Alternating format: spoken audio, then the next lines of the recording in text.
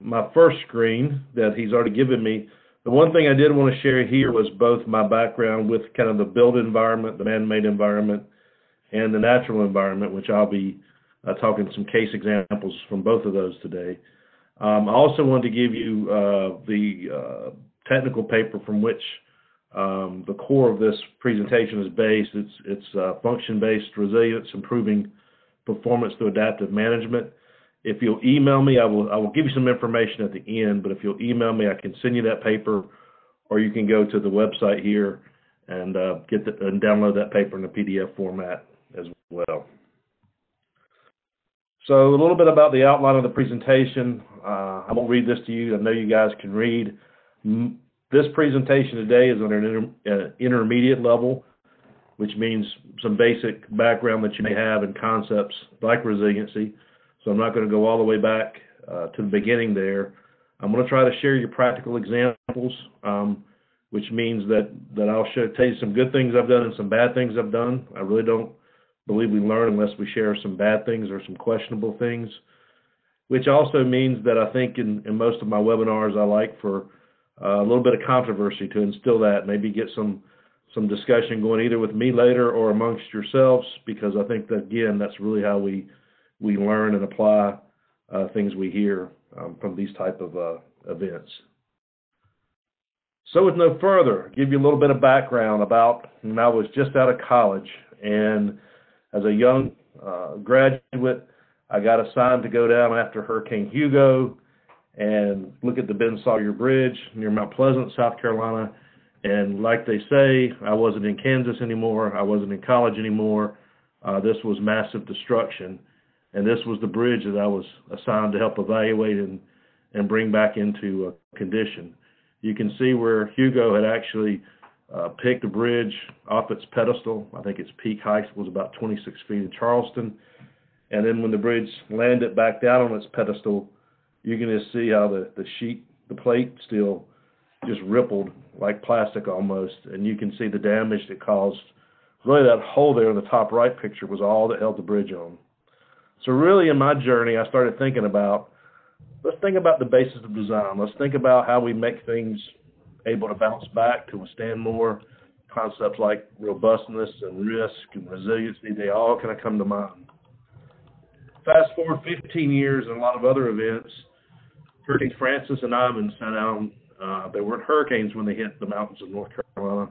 There's some record flooding there in 6 counties where we were assigned, and basically some of the most massive destruction in the environment and the buildings and businesses I've ever seen and will probably ever see. But here again, questions about how do we make our environment more resilient, both for people and for our aquatic life that you can see in the bottom right picture.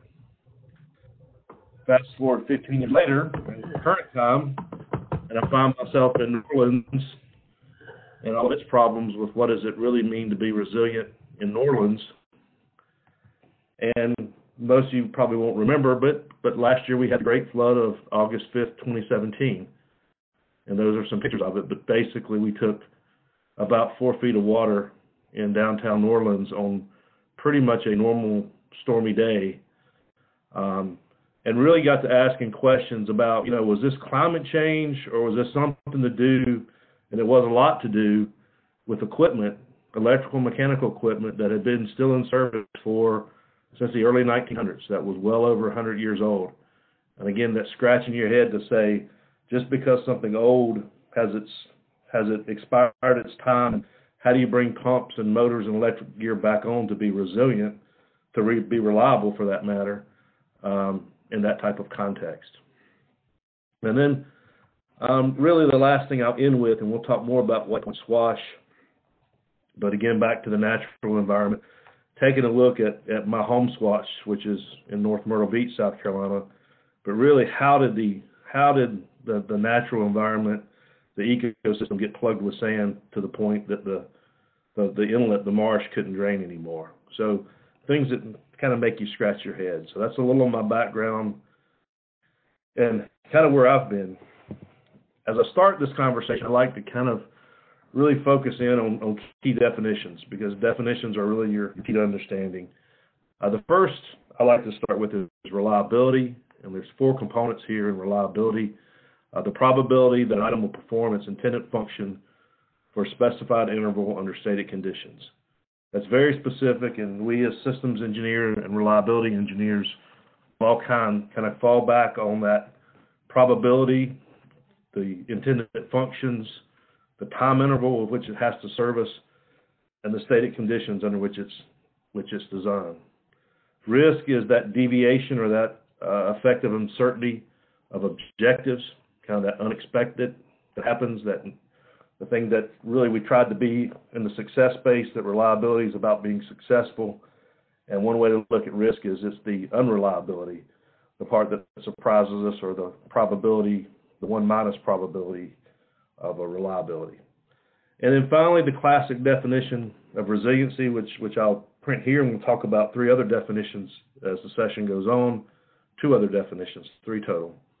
It's the ability to return to an original form after being bent, compressed, or stretched, or basically being able to come back to that, the original form after some type of stress.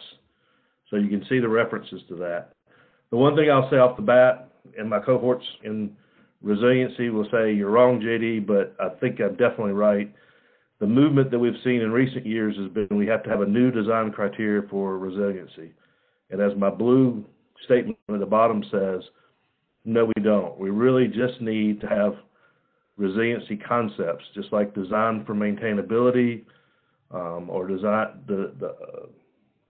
for serviceability. Whatever the case may be, it needs to be in our basis of design statement, which is our function statement in reliability. So we don't need a new criteria or a new way of doing design for resiliency. We really just need to plug the aspects into the traditional way we look at problems and enhance and improve those traditional ways we do things. So now a little example, a quick example case study out of the built environment. This was not too far from me over in Chapel Hill, North Carolina. This occurred Super Bowl Sunday of last year, 2017. Super Bowl, UNC has a home basketball game. They're playing Notre Dame. They've got March Madness on their mind, who's going to go to win the national championship. We've got a major hospital there. UNC Hospitals is a tremendous regional hospital here. And guess what? The water plant crashes. So the water plant shuts down. We go to our backup power main and our interconnection with the city of Durham. It blows up, and basically the community loses all water for about 24 hours, and parts of it lose it for longer. But basically the weekend is lost for 3 days. What really entailed out of that was a lot of criticism of how did you let these physical systems fail. And again, with a reference back to New Orleans earlier, that was the same question there, was how do your mechanical and your electrical equipment fail as we move forward. So in the end, to give you the conclusion, at the end, no one was impacted at UNC Hospital. No one in the community became sick or died. And for the good news, probably to save some people's jobs, Carolina actually won the basketball game against Notre Dame on a neutral court. A little bit about what happens, and most of you on the call knows what happens. There's an emergency response, and we start talking about operational resiliency, about how fast we can return things back to their normal state. And so those are the short-term things that happen. And again, here, a very active emergency response system went in place that had been practiced and worked out for the positive as far as the human side and the communications go. And then, of course, we've got the longer-term aspects of resiliency, not those short-term operational resiliency, but what do we do about the long-term problems? And so really 2 phases of resiliency that I'll talk about today, one being that short-term operational resiliency, and then that longer-term system performance that we often see in major infrastructure and also in major ecosystems. At the end of the day, the system came back online basically within 3 days. As I said, no harm, no foul. Carolina even won the basketball game. Okay, now we're back. And so at the end of the day, the community really thought it was a success, that we really have a resilient water system. But the questions that we walk out of there with is, would the distress have been mitigated as quickly without some level of performance measure? Again, this was a highly monitored public potable water system with a lot of instrumentation and controls where we could see the things going wrong, and especially in the plant, as the plant was failing, we could see those. So would we have known had not we been doing some type of measurements? The other thing that could have happened, if somebody would have died or been injured, or Carolina would have lost the basketball game, would we really had the same opinion about the system being resilient had something negative happen? In this case, nothing negative happened, so we walked away feeling like it was resilient. And kind of related to that was the fixes that we had weren't that complicated. They weren't that expensive. And so when you really think about the system being adaptive and resilient in forms of an adaptive structure, why hadn't it been improved sooner? How did we get there to begin with as we start to look at resiliency? And would the opinion of it be different had not some root cause? And I didn't really talk about that, but we did a detailed root cause in about 4 days, and the communication was extensive. So how much did the communication and making people feel like the situation was in hand, how much did that make us feel the system was resilient or not, had it not been there? So those are big questions and big impacts on what's resilient. So kind of my underpinning thesis as I go forward, and this gets a little bit more into the technical parts of things, but my contention is that resilience is an overworked and poorly understood term. It means different things to different people, and it means different things to people in the IT world, the computer world, the human health world, the ecosystem world, the physical environment world. It means something different things. What I will say in my argument here, of course, by the title, is that really we need to align our resilience objectives with our primary functions, which are the things that we want systems to do. And we have to agree on those. And those are the primary things, not the secondary things. Some of you in the environmental world will say, oh, the secondary things are so important. And I'm not saying they're not important. I'm just saying that if we're going to make resilient systems and build those and maintain them, we've got to focus on the big things first, and that needs our focus. And I'll show you an example of that even a little bit later as well. And then basically that this function-based approach really outweighs the negatives, but that one thing we're finding in the survey I'll share later is we're just not doing enough performance measurement. We're not doing enough analytics. We don't have good communication plans in general. And then our adaptive management strategy is really regulatory driven in a lot of cases, and not really that learning as you go, that anticipatory, I can't even say that word, that approach where we're anticipating the problems and learning by the past mistakes. We're kind of letting regulation drive us in a lot of cases. So 3 systems of resilience that we will have. I use resilience and resiliency interchangeably. They're both nouns. I really prefer resiliency. My colleague Dan Valero, who wrote the paper, likes resilience better because he's more from a health and a natural ecosystem, U.S. side too, by the way, health and environmental. So he prefers resilience. So you'll see us use those terms interchangeably to some degree. But the classic definition is kind of what I got to earlier, that basically says that recognizing from a systems engineering perspective, a physical systems engineering, that all systems are degrading. And so therefore at some point systems can be resilient in the sense of recovering after they've been through some stress or in a stressful situation, but then they never fully return to the original state.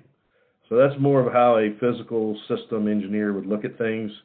And that also means that some of you on the phone that most of you probably do work in the industrial sector. We talk about renewal and replacement of components and systems and rebuilds and those type of things. That's because over time, no matter how good of maintenance we do, we just never can get things back fully.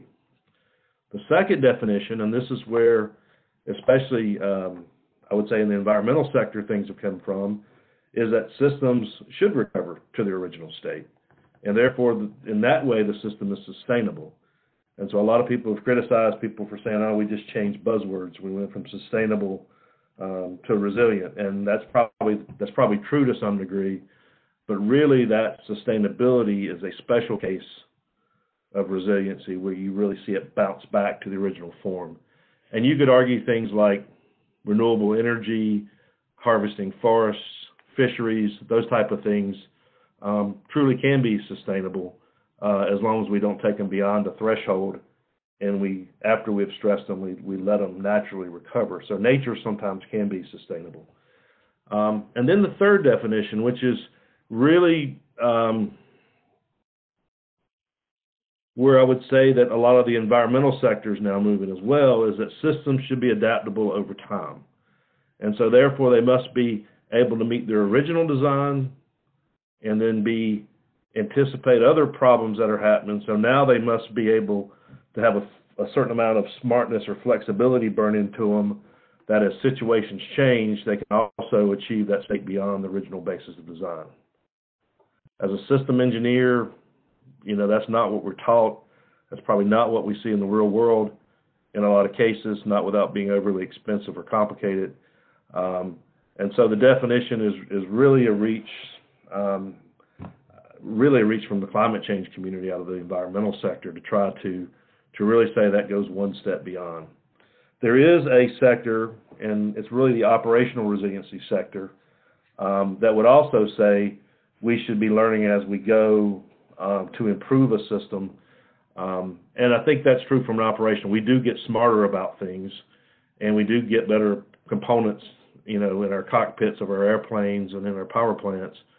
But we would probably call that reliability growth from a system engineering perspective, that our reliability continues to grow more than we let things get to a failed state and recover more quickly with time as they fail. So 3 definitions, but very important, because when you say resilience and communication, people really take it different ways, and this is really where you have people on different pages, especially as you look over longer term time horizons. So time is a big thing, and if you notice something, time was not a part of the resilience definitions or a part of the risk definition. It was only part of the reliability definition over a specified period of time. And so when we talk about what is risk, or we talk about what is resilience, we need to ask each other in our decision making and our analysis over what period of time. In the case of resilient, do I want it to live forever, or at some point does it give up and have to be replaced? And then in the terms of being in the failure space, how fast do I want it to recover? And so these are critical pieces. Time is a critical piece in both the 2 definitions, and we often don't talk about it, and we often don't really fully appreciate it in the design standards that we set. I would also go that in our world, we also tend to evaluate our physical systems on a different time frame and our natural system on a longer time frame. And so really, we really have to, when we have systems that infrastructure, especially that overlaps both domains, we've really got to come up with that common timeline over which to apply it.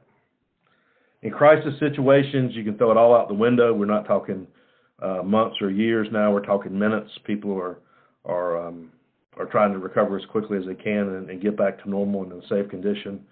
So there's a special case for rare events and major crises where, again, the timeline is much different than we would from a planning standpoint in our physical systems. Brings us to these time frames about efficiency and production. So efficiency is a cornerstone of economics and production. And so really what we're talking about is for a system to be resilient is kind of counter to some of our philosophy in economics and production, which tell us that we want to take things right up to the point they fail, to squeeze as much out of them as we can, to maximize their value, and then basically just rebuild or refinance the system. The school of thought really in natural systems is, as I mentioned earlier, there's a lot of in that world about harvesting up to certain points or to certain periods of time to allow the system to recover. But what I would say in all of these cases, and what Dan and I said in all these cases was, again, we don't know where the thresholds are if we're not measuring performance, if we're not monitoring continually. And as we see things that go into the quote unquote yellow zone, we must adapt our management strategy so that we don't cross these specific thresholds. So I think a key problem in this world where resiliency is getting to be more and more a buzzword is that we're still putting a lot of time into concepts and a lot of time into planning, but we're still not putting our money back on the back end to do the monitoring and really understand how the systems are behaving.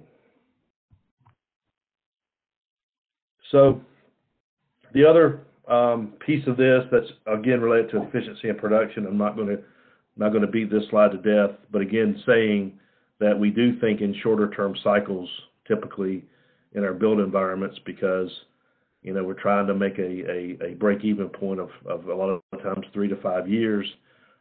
We're also trying to do the best we can while we hold a particular office, which sometimes is 3 to 5 years. And so, some of that type of thinking for efficiency and production is also countered to the whole idea of a resilient system. This is just to bring us back for reliability, risk, and the three. The thing that I would say would be that I'm thinking that I know and I do say is that, reliability is 6 nines, 0.99999. That's the success base. That's where we want to be. We want to be reliable first. The risk is really when the unexpected happens or the unreliability happens. And there's always going to be a component of that there. And then the last piece is the resilience piece, which basically says, how do we get things back to normal? And even in the risk, I do a lot of risk management work.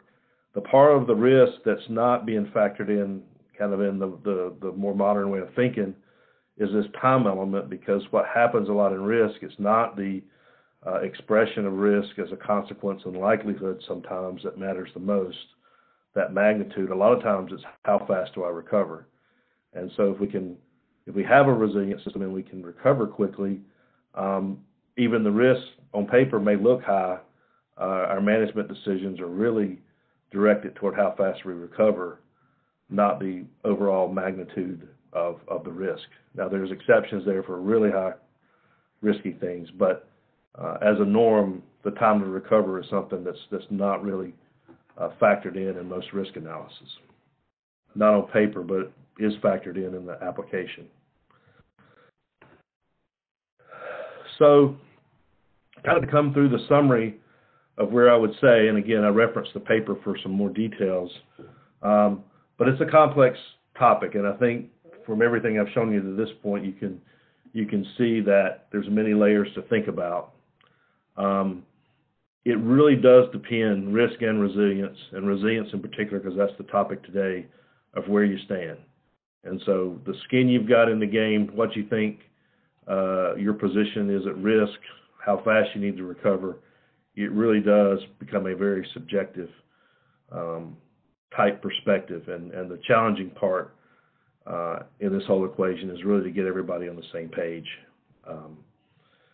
So communication is big, education is big, and facilitation is big as you start major projects and programs that involve being resilient. Again, to look at primary functions, again, versus secondary. Don't get bogged down in the beginning in too many of the secondary functions, but really establish what you're really trying to want a system to do, what you're trying to either make it do or what you're trying to preserve it to do, and focus on those primary pieces.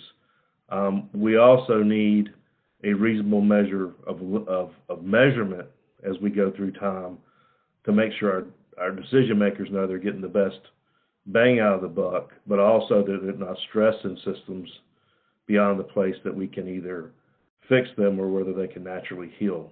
So those are really the big concepts, I think. And as I say at the bottom, really, again, to reiterate one of my key thoughts, is resilience is complicated by the subjectivity in terms of who's establishing its basis, who's interpreting it, who's learning from it, and who is adapting from those lessons. So back in the summer, last June and July, we did a survey, and it was basically a 2-round Delphi method type approach where we asked 54 resilience professionals from across the country. We had about 56% participation throughout the process. We had some people respond to the first round and not the second round. Gave them a series of questions, compiled those questions, gave them their answers, and then set them back to another round of survey. Gave them the information again after that one, and then took their final written comments as we put the survey together.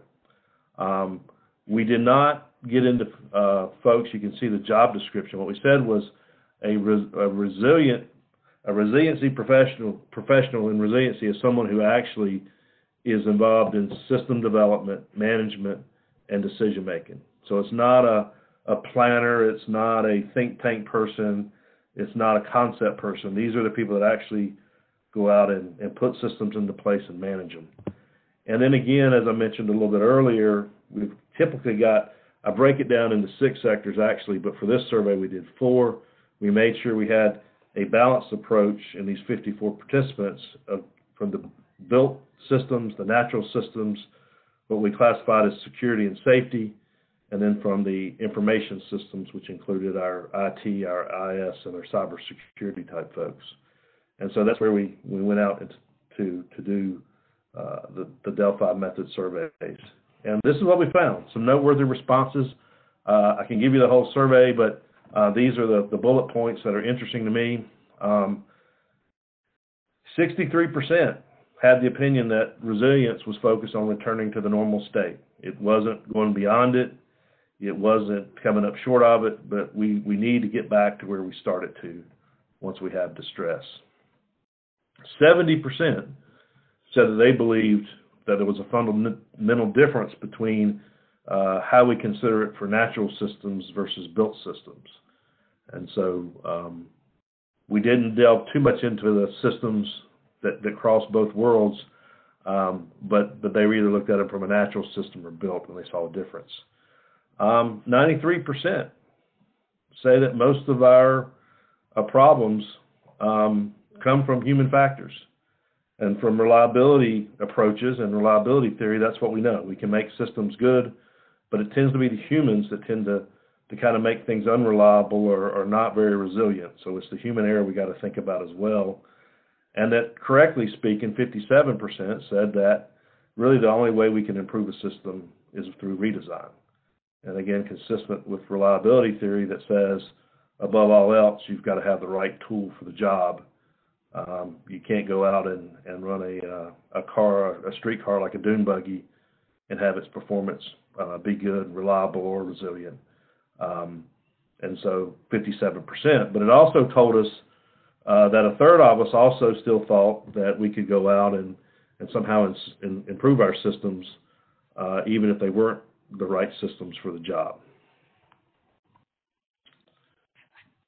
I think this is the last slide I'll give you here. 83%, which was interesting to me, said that their organization had a formal continual improvement program, but yet when they were asked, it was really split to whether they really had a written root cause analysis process. So for me, it's hard to have a continual improvement process unless you really have some kind of written way to do your root causes. And so that was, one of those findings. 66% responded that the term adaptive management, which is also phrased as learning as you go, was not well understood by their organization. So in other words, they were kind of fixated in a primary way of thinking and not really encouraged to learn as they go. 77% said they understood. Most people said they understood the primary functions of what they were trying to do for their customers. And then most people said that most of their time, 57%, said that they really focused on preventing things or risk-based approaches to minimize system failures, and that really weren't concerned formally on that time it took to bounce back or how resilient it could be. It was all about either prevention based or letting things move to failure that were less important and preserving the functions of the things that were more important. So I want to stop. Again, the survey, I think, points out some of the pieces, and again, in the paper, it will discuss some of these things in a little bit more detail. But for the webinar, I just want to touch on these pieces, which I thought were kind of interesting of where I believe the industry is now too. So I want to go back to White Point Marsh real quick and kind of give you some natural system type appearance here. And again, this was from fresh this year. Actually, the inlet plugged last year, and really what happened was the tide. The inlet was basically high all the time and couldn't go out, and so we basically had the inlet dying. It went through about 6 or 8 months of this cycle before we were a partnership was formed to work on a Corps of Engineers general permit to do what's seen on the right, which was basically to open up the ridge that had developed and let nature do its best to heal itself. But you can still see in the picture on the right, you can see the massive amounts of sand that are still inside the breakers and up in the mouth of the inlet. So this fall, they're going to go back in and do a major project to clean all of that sand out.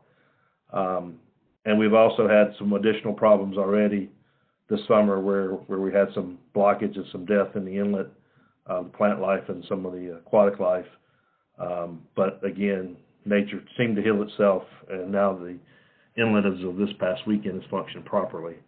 But again, a little history here, and I'll go ahead and flip these. This was the map of the old Highway 17, and you can see White Point Marsh in the picture on the left, kind of on the beach, and you can see where the old inlet came out, which is about where it comes out now. And if you'll notice the picture where the Y is in the marsh, you can see that the old King Highway back in the Revolutionary days basically went around the heavy part of the marsh. In 1937, the picture on the right, you'll see where now the intercoastal waterway's been built up kind of near the top of the circle, where the peak of the road used to be. And now you see Highway 17 as that flat line in the foreground near the center of the circle that basically cuts the marsh below what I call the fork in the Y that you see on the left side. And so essentially what's happened is the marsh at the top of the marsh has basically been cut in half by human development. And you can see the picture here of how the intercoastal waterway, which was the last piece of the intercoastal waterway, was dug. And in most cases, as it moved through this part of Horry County, it basically was there to drain a lot of the bottomlands that were, as you see toward the top of the page, which it actually did. And it changed the hydrology of the area and really left White Point Swash to function from the black line, which is Highway 17, to the south. That was built in 1935-36 when the intercoastal waterway was done, as you see in the picture in 37. So the question comes down to what caused White Point Swash to stop bouncing back. All of a sudden, you see the marsh plug up in 2017, absence of a storm. And remember that the tide has successfully turned twice per day for 50 years, 36,500 times since the marsh has been cut in half. So really, what was the root cause of the marsh draining? There were three theories. There are three theories. Three primary theories. One is that the marsh was cut in half so it doesn't have the flow anymore. The other theory was that we have changed it by the course of human development around the marsh to where we've changed the natural hydrology of the stormwater, and so the inlet doesn't flush in and out very much. And there's some people in those camps now that believe that way, both of those cases. But when I go back to my root cause analysis and I go back to my monitoring of the data and all the maps that I've seen and all the progression of what's built, my conclusion is, from a root cause from the 5 Ys, is there's a big blob of sand sitting inside the beach. in the mouth of the harbor, where did the sand come from? And so the sand didn't really come from cutting the waterway in half. The sand didn't come from a storm. The sand didn't come from development. The sand came from beach renourishment projects that have been going on now for about 20 years off the screen to the left. And eventually the migration, the natural migration, is to the south from left to right of your page. And there's been a steady aggregation of sand as those sands have shifted. So good old White Point Swash stayed resilient. It healed itself to the point it could until finally man basically came in and made it less resilient than nature actually wanted it to be. But as I say, the last bullet here is what man took away, man also helped to bring back, and that was the necessary functions of the swash, which now in 2018, the necessary functions of the swash are that the swash must function to drain in, to keep the marsh alive so that it doesn't stink and cause human health problems as well as problems in the environment, but it also needs to flush stormwater from the inland development in and out. And so while that wouldn't have been a function when they cut the swash in half with the construction of Intercoastal Waterway back in the 30s, the primary function now has changed, and there's extreme motivation for man to get behind keeping White Point Marsh healthy and letting nature do its business as long as man doesn't get in the way. The last example I'll show you, and this is more of an ecosystem, this is White Lake, North Carolina. If you can see from the top of the page, White Lake, first, it's a 1,200-acre lake in southeast North Carolina. It's called White Lake because you can see in May 2007, there were plenty of people swimming in it, and you could see the bottom of it. In fact, it's about 12 foot deep in most places, and you could see all the way to the bottom, just like you could in the Florida Keys. It's not a water supply lake, it's a recreation lake, and there's a thriving community built around it, including tourists that come there. However, something different happened. Started happening a few years ago, but really hit into effect in October of 2017. The water column started changing, and we had nitrogen blooms and greenness in the water. And then of May 4th of 2018 of this year, we had some fish kills. And those fish kills are not uncommon in White Lake. It's a shallow lake, so when it heats up, sometimes there's issues with stress on fishes with things like shortage of dissolved oxygen. But certainly coming at the end of April, 1st of May, it was highly unusual. The Department of Environmental Quality had been looking at this for a little while, and they had a report last year, and you guys can read this. But basically what happened was something different's been happening in White Lake that's different from the last 36 years. Chlorophyll A, which is a proxy for nitrogen and phosphorus for nutrients, had increased. We'd also seen a lot more algal blooms, and by this year some of the algae was harmful to aquatic life. Groundwater was high. For some reason, we didn't have as much water coming into the lake, and that we had more stormwater moving in as well.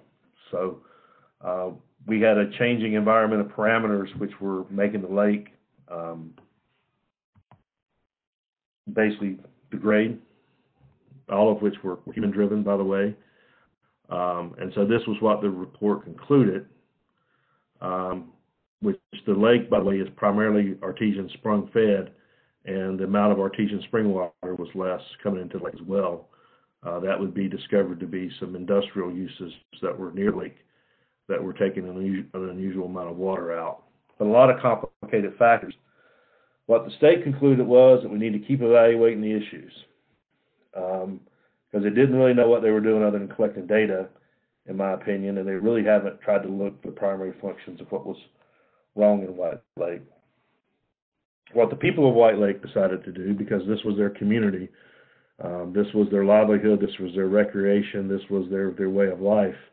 The 800 full-time residents went out and got $500,000, petitioned the state and said, we want to come in and put alum in the lake to try to knock down the nutrients out of the water column and save both the fish and the recreation season, knowing it's a short-term measure. But what was interesting, what had happened was the pH of the lake had historically been on the order of 4 or 5. It had came to 7 last year when you saw that green algae in it.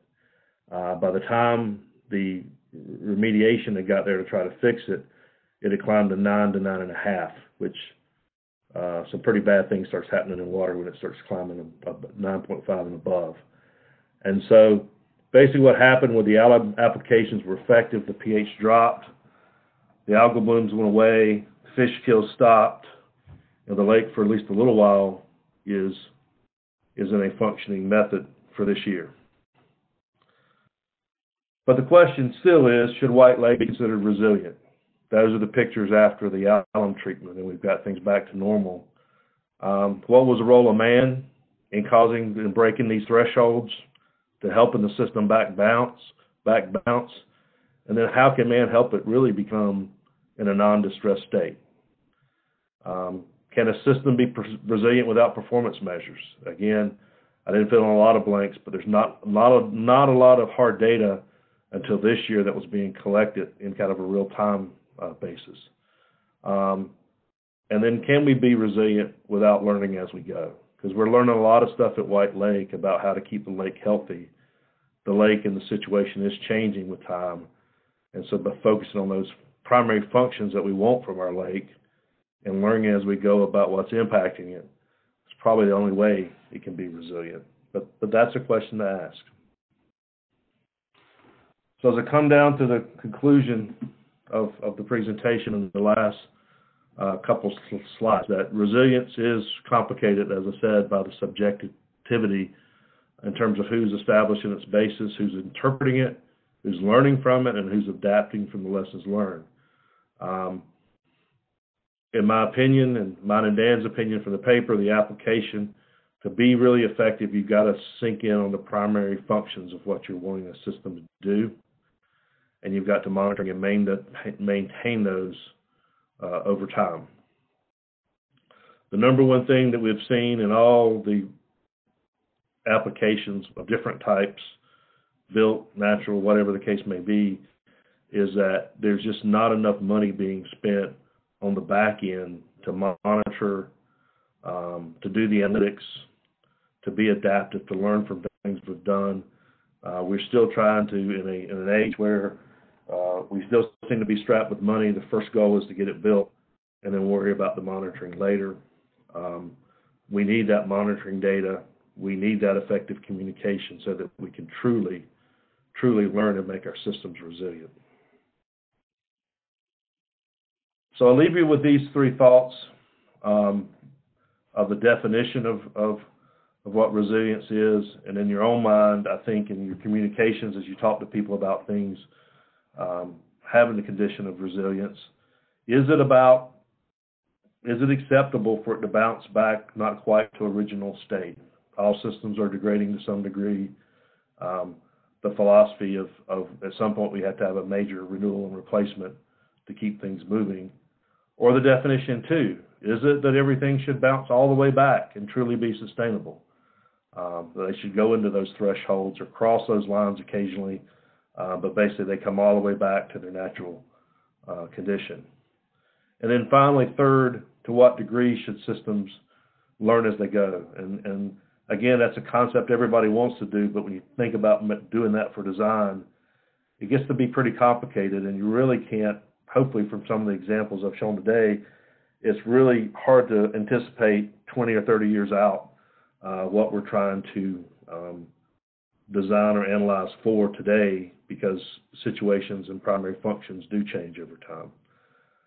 But I will hold as I conclude that humans must learn and adapt if any system, natural or man-made, if any system is to be resilient.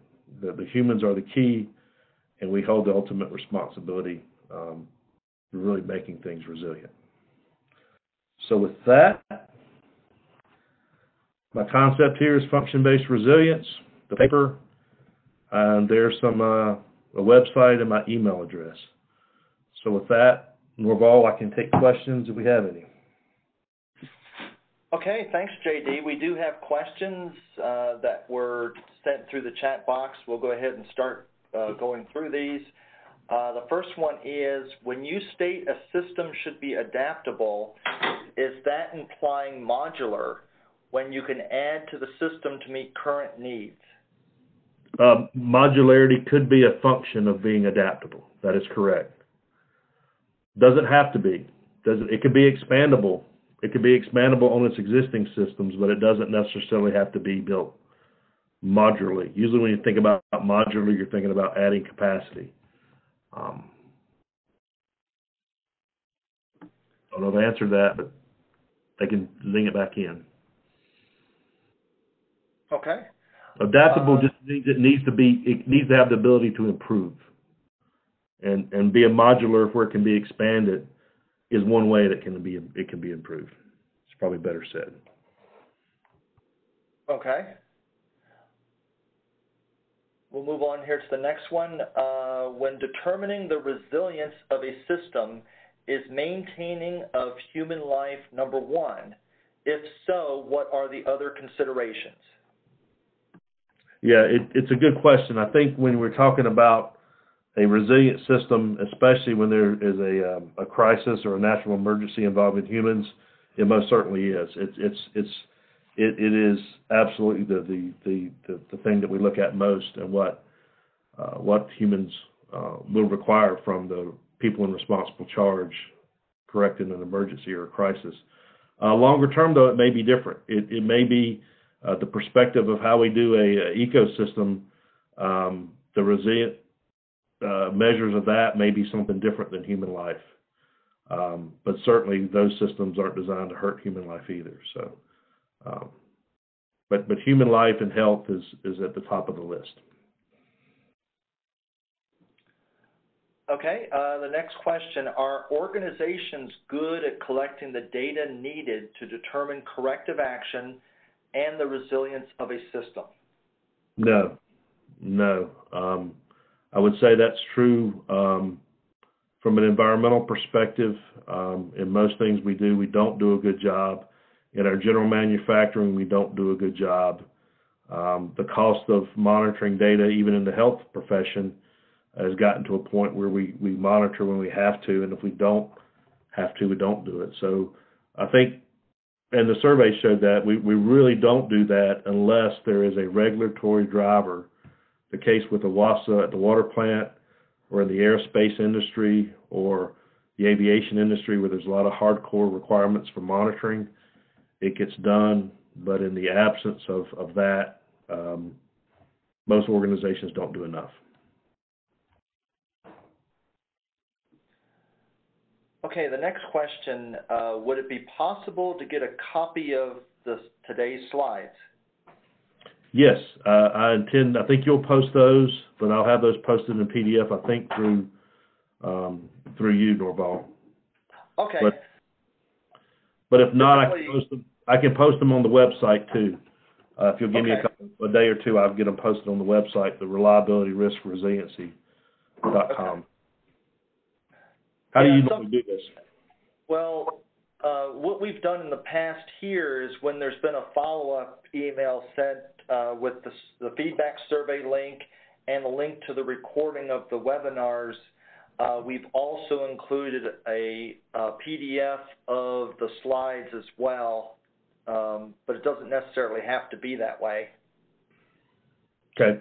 Well, I'll send you a PDF version of it, and you'll have it, and I'll have it, and I'll post it on the website as well. Okay, great. I'm looking to see, we still have a few minutes here for questions. As we're waiting for a couple more to come in, I'm going to go ahead and remind everybody that our next webinar is scheduled for next Wednesday, June the 20th. And that is Understanding FMEA, What's the Worst That Can Happen, with Eric Smathers, who is a performance improvement facilitator at the Medical University of South Carolina in Charleston, South Carolina. The next question we have, in addressing or creating preventive actions and procedures, how would you recommend incorporating an investigation, such as through and after-action review, surveys, etc., so that data can be incorporated? And repeat that one more time for me. Okay. It's a long question. Yeah, it's a little lengthy. In addressing or creating preventive actions and procedures, how would you recommend incorporating an investigation such as through an after-action review, surveys, etc., so that data can be incorporated?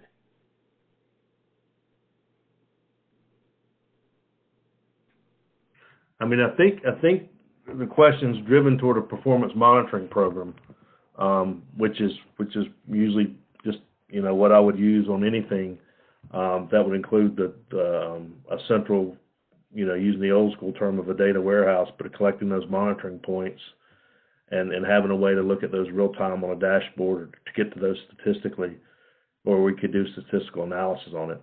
I kind of don't understand the length of the question, but I will say that we do a lot of after action reports and analysis, a lot of root cause analysis. I do a lot of FMEAs and reliability block diagrams and fault tree analyses as we recover, and then those things are usually applied into some kind of continual improvement program where we have a monitoring program. But that's probably a choppy answer to a long question, but that's the best I can do right now. I'd be glad if the person would email me some more specifics. I'll be glad to chat with some of the programs we've set up and the ways that we've done different types of data monitoring, after events have happened, to make sure they don't try to minimize them happening again. Okay, and your email address would be the jd@reliabilityriskresiliency.com. That's probably the best one. I've got the JD at Jacobs on the cover slides, but you can use either one, but I would prefer this one Okay. for these kind of things. Great. Okay, well, we're getting up here very close to the top of the hour. There was one comment here, I think, for you, JD. It says, very interesting and informative. Thank you from one basketball fan to another. Go Kentucky. Yeah, I'm an NC State guy, for the record, for everybody out there. I'm not. I hate the Carolina Blue, but my niece goes there. So go Kentucky against Carolina. All right. Well, I guess we don't have any other questions for today. We'd like to go ahead and thank JD for presenting for us today. Thanks, JD. Thank you. Thank you. Thank you for being here. Please follow up with your comments to me as well. Anything to make it better, or any other information, I'll be glad to chat with anybody at the email address. Thank you. Great. All right, and I'd like to also thank everyone for joining us as well. We hope to see many of you a week from today on the 20th.